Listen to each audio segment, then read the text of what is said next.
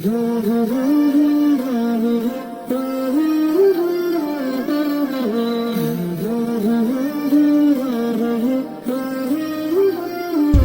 ایسی صفت ہے جب اللہ تعالیٰ جنت میں اپنا دیدار کرائے گا تو اللہ کا دیدار جنت سے بھی بڑی نعمت ہے.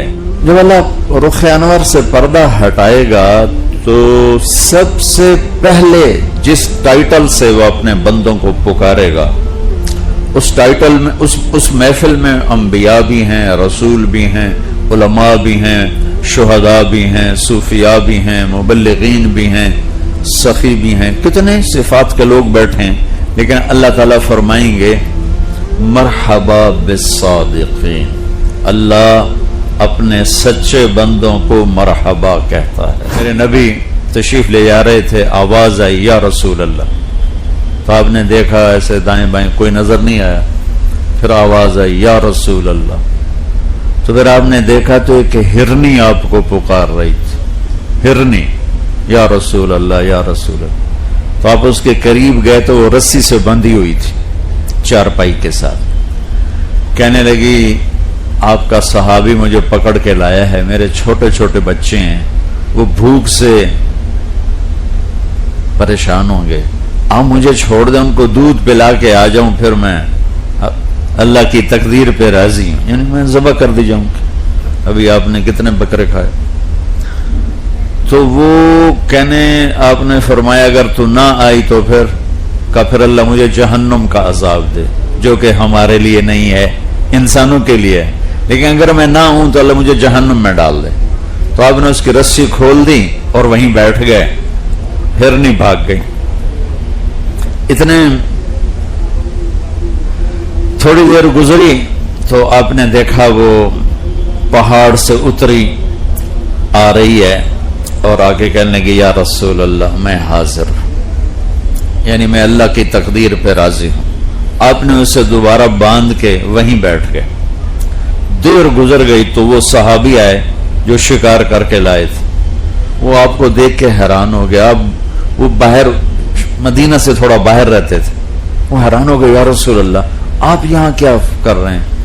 تو آپ نے فرمایا ایک کام ہے. کہا جی فرمائیں. کہ یہ ہرنی مجھے گفٹ کرو. کہا یا رسول اللہ میری تو جان حاضر ہے، آپ ہرنی مانگ رہے ہیں. کہنے بس مجھے ہرنی چاہیے. کہا یا رسول اللہ آپ کی ہے. تو آپ نے اس کی رسی کھولی اور اس کو تھپکی دے کر کہا جا اپنے بچوں کے پاس چلی جا. سچ نجات دیتا ہے اور جھوٹ ہلاک کرتا ہے. آپ سب سے کہتا ہوں ہرنی والا ایمان بنا لیں. جتنا ہرنی وہ جان دینے آئی تھی، آپ کے تو چند پیسے اوپر نیچے ہو رہے ہوتے ہیں، تو یہاں وہ جان دینے کے لیے واپس آ گئی. پہلی ایمان کی صفت اللہ کی حفاظت آئے گی، سچ بول. سچ ایسی صفت ہے جب اللہ تعالیٰ جنت میں اپنا دیدار کرائے گا تو اللہ کا دیدار جنت سے بھی بڑی نعمت ہے اور جنت کی ابدی زندگی سے بھی بڑی نعمت ہے.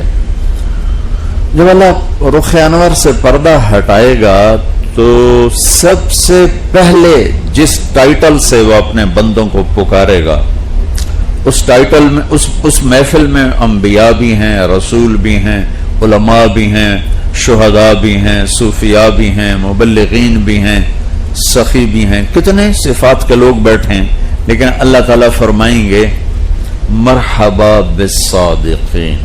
اللہ اپنے سچے بندوں کو مرحبا کہتا ہے. سچ اتنی بڑی دولت. اللہ اپنے سچے بندوں کو مرحبا کہتا ہے. حجاج کا نام سنا ہوگا آپ نے، بہت ظالم آدمی تھا.